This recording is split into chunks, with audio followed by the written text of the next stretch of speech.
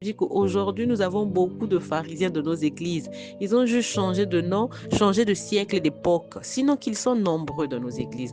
Ils se considèrent déjà comme une personne juste. Pas par la justification. Il n'est pas passé réellement par la justification de Dieu pour dire que c'est par le pardon de péché que nous sommes justifiés. Mais pour lui, il se voit juste parce qu'il s'est déjà jugé lui-même. Il a dit à Dieu, Dieu, tu n'as plus besoin de me juger.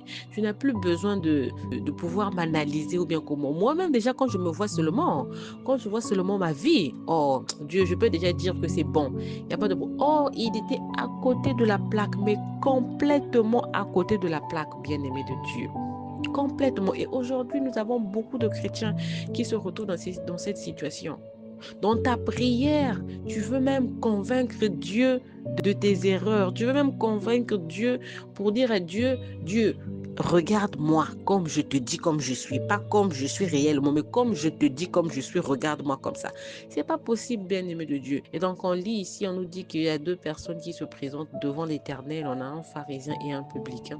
Et donc le pharisien qui prend la parole, lui, il va au devant de la scène.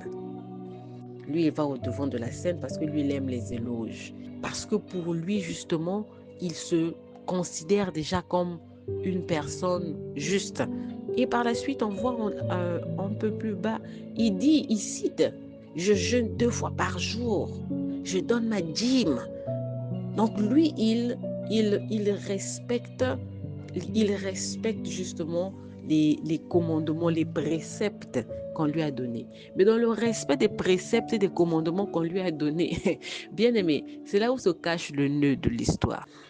Le respect des préceptes qu'il a, bien aimé, c'est parce que lui, il se considère déjà parfait.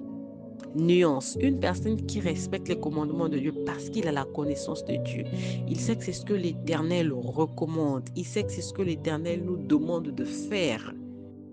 Différent d'une personne qui respecte les mêmes préceptes, connaît les préceptes, qui les respecte, mais pour lui parce qu'il se considère parfait. Sur ces deux cas de figure, il y a quelque chose qui les différencie. C'est l'intention. Quelle est l'intention qui pousse les chrétiens d'aujourd'hui à de respecter les préceptes de Dieu? Quelle est l'intention qui te pousse à donner ta dîme, bien-aimé? Est-ce que ton intention est véritable? C'est cette partie-là, bien-aimé. Voilà pourquoi je dis qu'aujourd'hui, nous avons beaucoup de pharisiens de nos églises. Ils ont juste changé de nom, changé de siècle et d'époque. Sinon qu'ils sont nombreux dans nos églises. Même dans leurs prières, tu vois il y a beaucoup de moi, beaucoup de jeux, beaucoup de comparaisons. Lui, il s'est déjà auto-jugé. Donc, il n'a plus besoin d'un jugement de la part de Dieu. Il n'a plus besoin de quoi que ce soit. Il connaît les préceptes, il connaît les commandements. Il les connaît. Ça veut dire que les chrétiens d'aujourd'hui aussi, ceux qui partent à l'église tous les jours, ceux qui sont là les dimanches, ceux qui sont dans les départements, connaissent les lois, les préceptes, les commandements de l'Éternel, ce que Dieu a recommandé de faire. Mais bien aimé, quelles sont les intentions qui animent nos chrétiens d'aujourd'hui? Est-ce que ce sont des intentions sincères et véritables ou c'est pour montrer au monde qu'ils sont justes et parfaits? Parce que beaucoup de chrétiens aujourd'hui respectent les commandements de Dieu parce qu'ils savent que ça va faire plaisir au pasteur, au prêtre, à la communauté. On va me voir comme une bonne personne, une meilleure personne. Ah non, va pour t'avoir maman un tel, va pour t'avoir papa un tel, hein, un qui est bien vraiment et tout.